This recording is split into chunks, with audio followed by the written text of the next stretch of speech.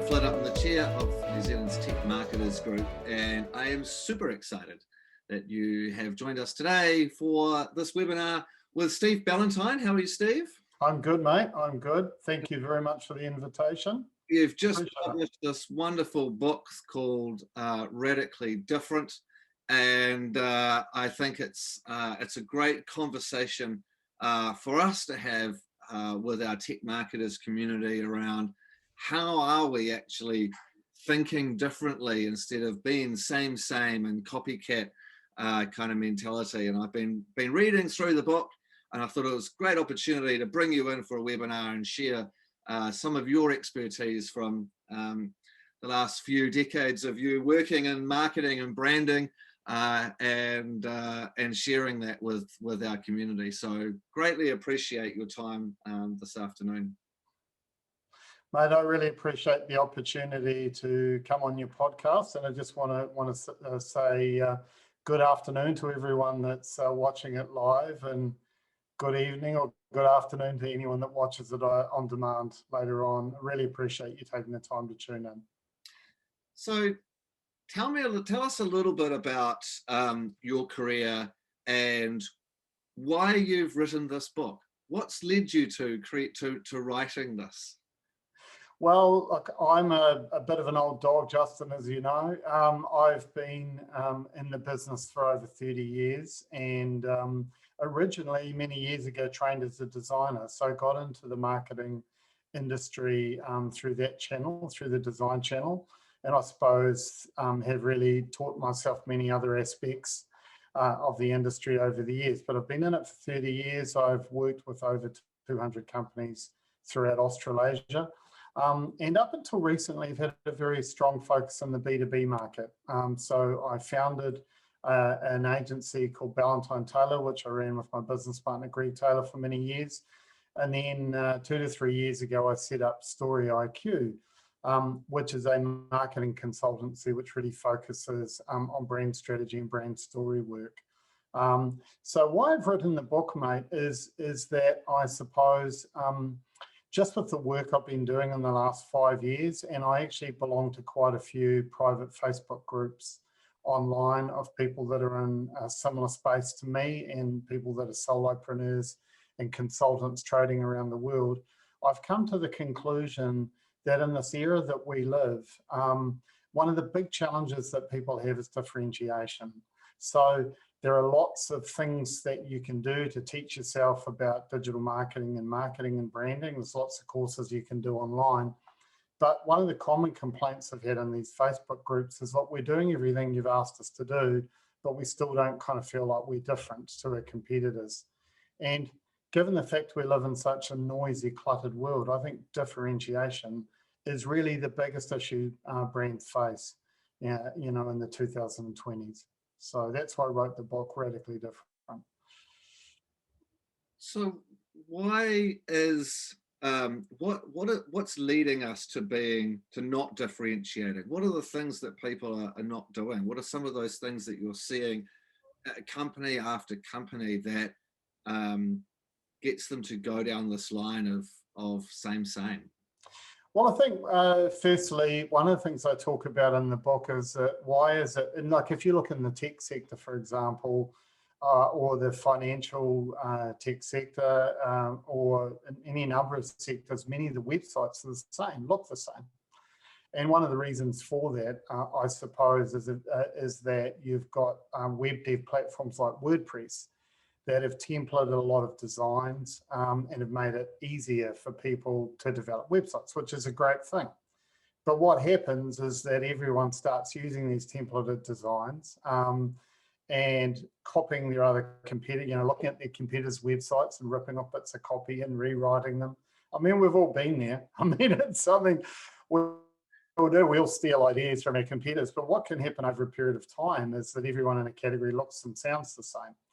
I think the other thing too in management, there's a real too much focus on competition and benchmarking. So one of the things actually which happens when you get too focused on your competitors and you start copying their little features and incrementally, stealing bit features and ideas, marketing ideas from others in the category, If everyone does that over a period of time, everyone in the category starts looking and sounding the same. So, I mean, to be a bit controversial with it, it's kind of a form of marketing inbreeding, is that we're inbreeding all of these ideas. And we know what happens with inbreeding in communities is it tends to create genetic deformities over a period of time. It doesn't create healthy businesses. And just because someone else is doing it doesn't necessarily mean that it's working for them, right? No, not necessarily. That's right. And the thing is that because the market's so cluttered, the critical thing is not so much being as good as everyone else. It's actually standing out and looking different.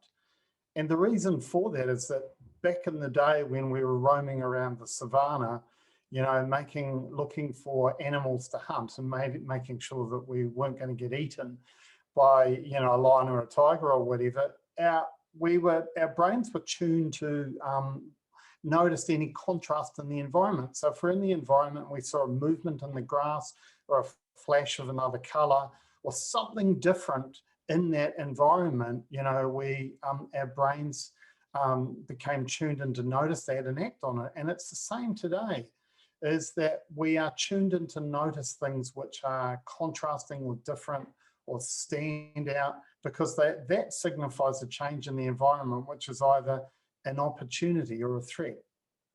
If we have a business and we blend in, we just don't get noticed. So that's the problem. So a lot of companies are product led. Yeah. As part of that product design, we interview potential customers and we ask them kind of what is the feature, what are the workflows. We look at we look at competitors and others in the market for inspiration around what is that kind of minimum viable set of features and functionality. And I guess that leads us down to this path of that process flowing through to some of the storytelling that we're doing as well. Yeah. And so how do we break that cycle when that, from being product led to really building a narrative that's fundamentally different from, what anyone else is doing? I went into a tech company a number of years ago who will remain nameless. I'm not actually sure whether they're still around, actually. They had just been recently listed on the stock market. They didn't have a lot of revenue at the time, and I was surprised they had 50 staff on the floor. And do you know how many of those staff are programmers? It's like about 45, and they had one person in the marketing department. So look, I totally agree with you. I do think, as an observation of the tech sector, I do think it is too product-led. And I think one of the reasons for that is that many of the businesses have been birthed by left brain individuals that are very strong in sort of software and engineering and the techie stuff. But so, because all that product stuff's really tangible, Justin, we see the value in it. But here's a really interesting thing. If you look at the top 100 brands in the world at the moment, most of the value in those brands is not necessarily the nuts and bolts, factory buildings, all that sort of stuff. It's intangibles, like the goodwill, like the brand story, like reputation. So I think the first thing is it's really a mind shift from seeing that, it's not just the tangible stuff like product that actually has the value. Sometimes the intangibles are the things which have more value. And, we'll probably talk about Apple a little bit today, but Apple was a classic example of that. So I think Steve Jobs really understood that it wasn't just about,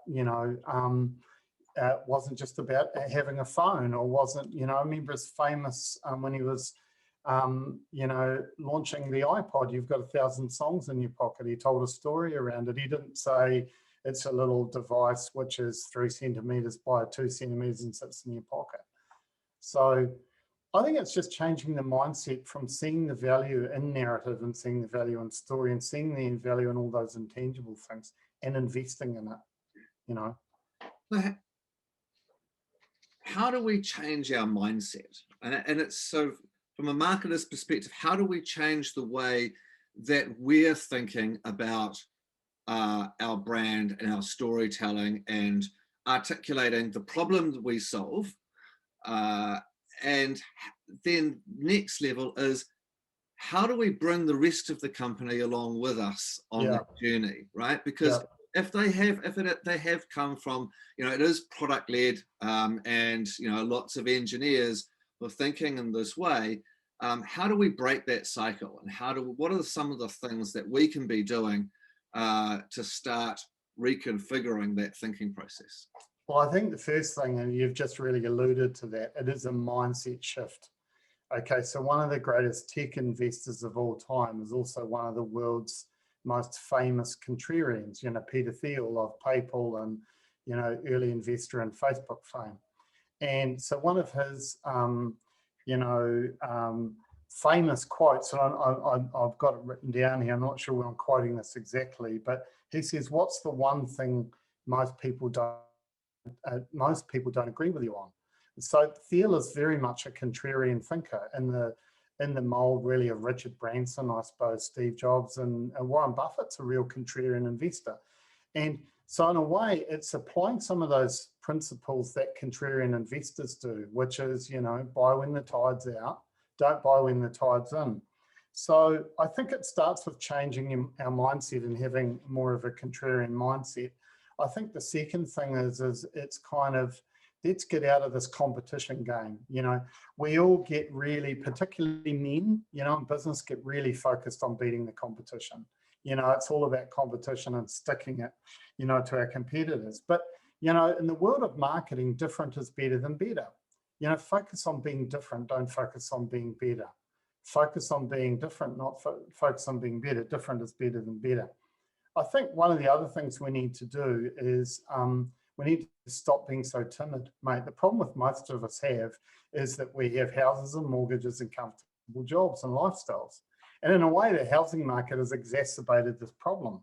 So we've got too much to lose by taking a few risks often. Even when we're working for people, we need to grow some balls. Be a bit braver and not be so timid and not be so worried about what everyone's thinking. I mean, if we're worried about what everyone's thinking, we're never going to do great marketing because you're never going to please everyone. So I think that's the next thing. I think a couple of other things very quickly. There's a bit of a trend, particularly in tech, to have in-house creative teams and design teams. I think it's really important, you need to balance that with external inputs. And I know that was something you and I were talking about earlier today, but you've got to get some other inputs into the strategic thinking in your business to keep this sort of thinking fresh. And the final just comment I'd make is that a guy called Haruki Murakami has got a great quote, which I've got on the book, which is, if you read what everyone else is reading, you're likely to think what everyone else is thinking. So read some different shit. Like if you're in the tech industry, don't spend all your time reading tech blogs. As I was saying to you this morning, look at ways you can get into other categories to get inspired. I mean, you're the CMO playbooks. What can you learn from, not from the tech category, but what can you learn from the poetry category, from Dr. Seuss, from movies? What sort of tricks can you learn from other categories to, really make the ideas in your business a bit fresher? I'm going to pick out all the Dr. Seuss books after this and read them all again. The best one is the places that you'll go. But I suppose just to answer the final question, how do you convince often these left brain engineers and C-suite managers?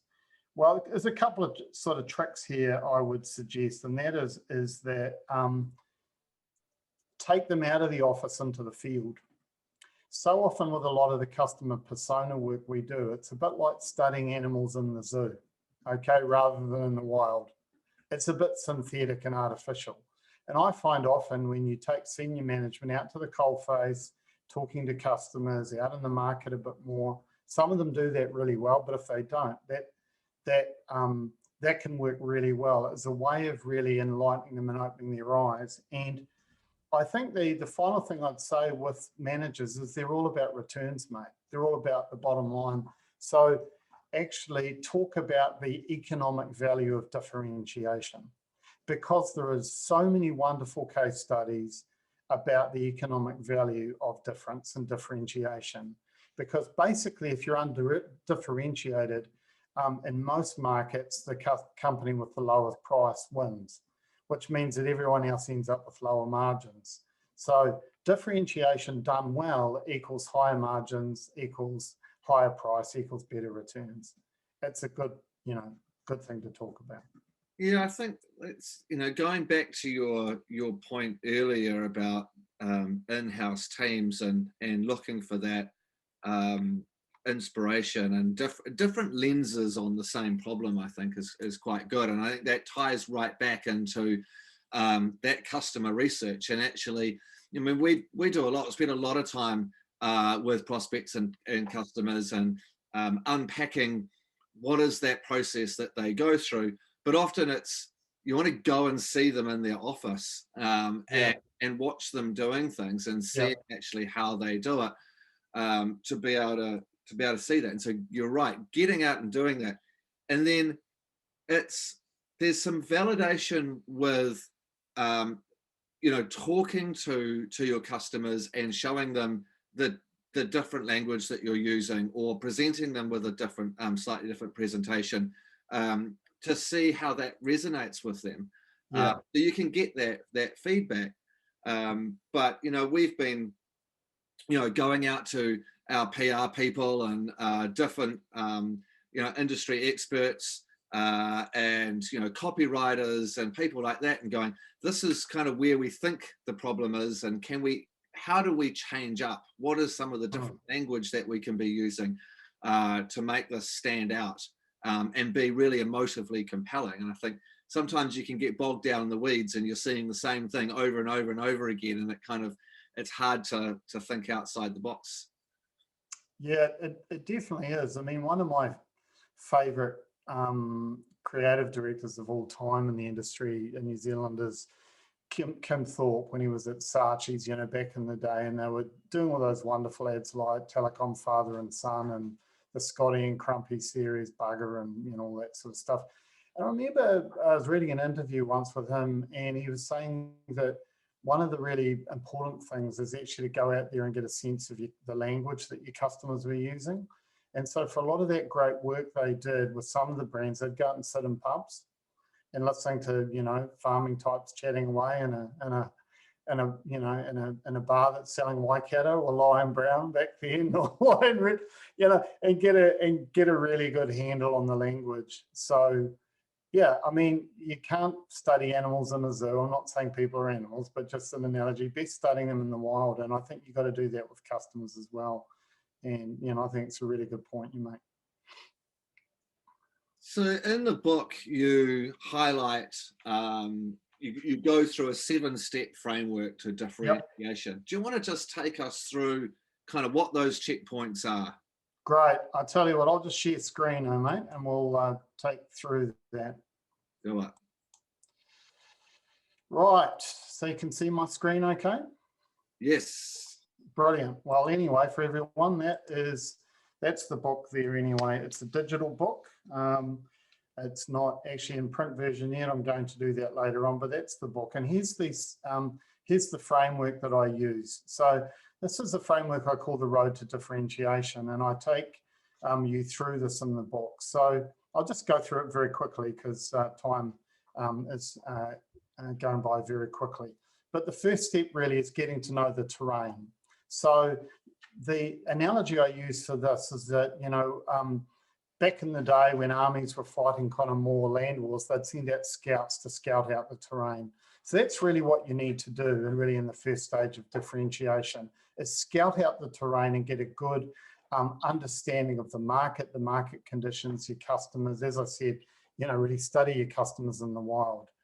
The second stage is really finding your differentiating idea, and we have a process that we use, we work through to help you arrive at that point. And what we're basically looking for is the sweet spot between what you do well, what your competitors don't do well, and what the market's looking for.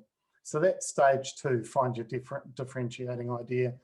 The third point is dramatize your difference, dial it up, add a bit of drama. I mean, the essence of good storytelling is conflict and tension. And one of the biggest mistakes I see, particularly in B2B marketing, is we tell stories without conflict and tension and drama in it. So dial up the drama and make it more dramatic, make it more compelling.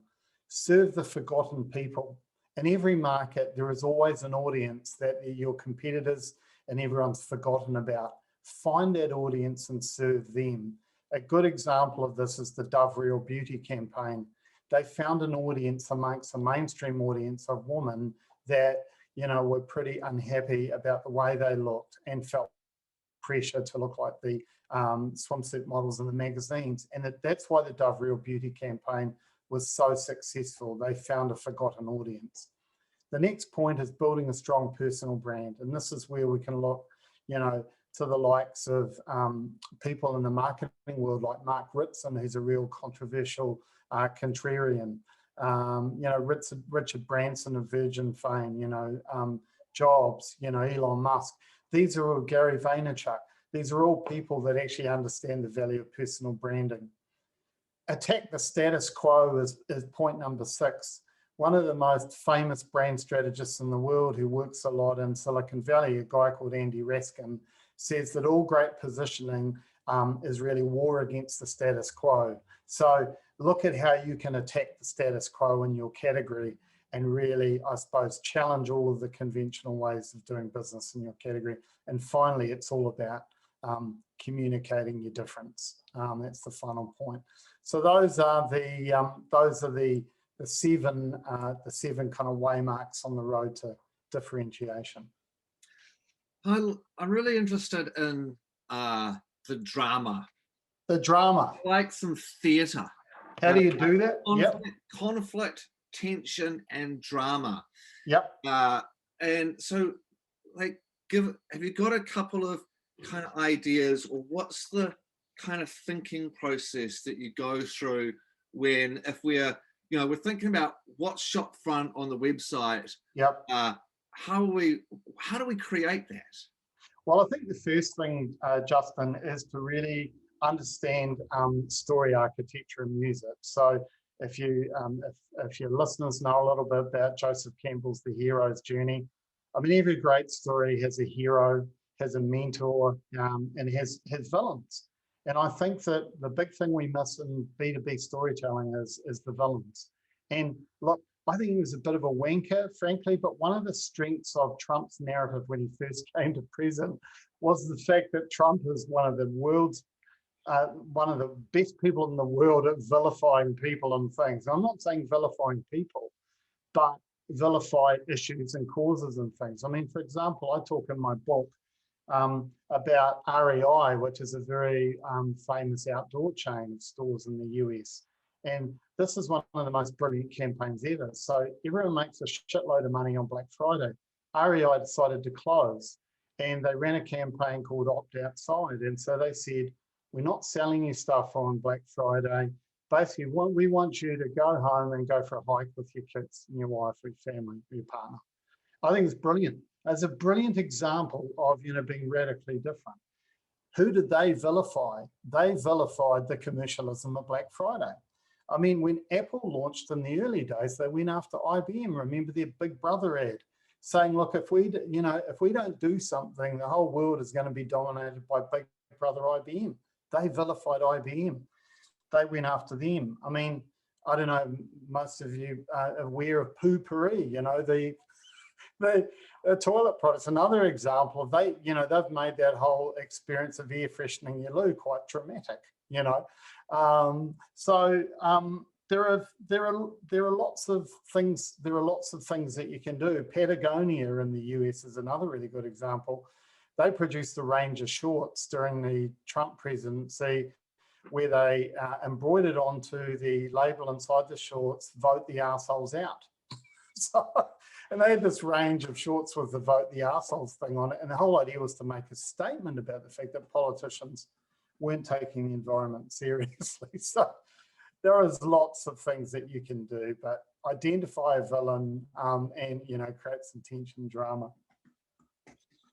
Okay, so I'm going to go back to where we kind of started this conversation, which was, we constantly look at our competitors. Yep. So when is the right time to do a competitor audit? When is the right time to get that spreadsheet out and go, okay, here's our feature comparison, and this is how their language, and this is the price. Like, when's the right time to do that? I think how should we be using that? I think you should be using it when you are doing your positioning work early on in the branding process. And what I'm saying is that there's not a problem using it if you use it in the right way. So, one of the things we used to say in the advertising agency is don't let the strategy become the execution. So what I mean by that is, you can do all of this work and then, very logically analyze, what everyone else is doing and what they're not doing and what you're doing, and come up with a logical kind of solution to answer that. But it might end up being a bit dull and boring because it's the strategy become the execution. Use it, basically bottle it, understand really where the platform that you need to work from, and then, think disruptively, be creative, try and zig when everyone else is zagging, try and think in a completely unique way about the way that you can serve the market. So I think it's good to use it early on. What I don't think is quite so healthy is when people get paranoid with their benchmarking every year. How are we going on your NPS score compared to everyone else? How's our products and features compared to theirs? And get focused on incremental improvements rather than disruptive, leaps forward, big leaps forward. Does that make sense? Yeah. Absolutely. We will share a link with everyone after the webinar to go on and download your book and start reading through it. It's an easy read, and I've been thoroughly enjoying it and thoroughly enjoying the insights that you've shared with us today. So thank you very much, Steve. No problem, mate. I really appreciate the opportunity to talk to a wonderful tech marketing audience. Thank you, Justin, and thank you everyone for tuning in. So Tech Marketers is New Zealand's community for marketers working in technology and software as a service companies. And we run lots of events around Auckland, Wellington, Christchurch, and we're looking to expand. So if you want to get involved and support the community and contribute to the conversations to help us all be better at our work and helping our companies thrive, then certainly get in touch with us. techmarketers.co.nz is our website, and we look forward to seeing you at our next webinar, our next coffee catch up, or perhaps the conference on the 30th of June. So Steve, thank you very much. Cheers to all of you for tuning in today. Look forward to seeing you all soon. Thanks very much. Thanks, Justin. Thanks, everyone.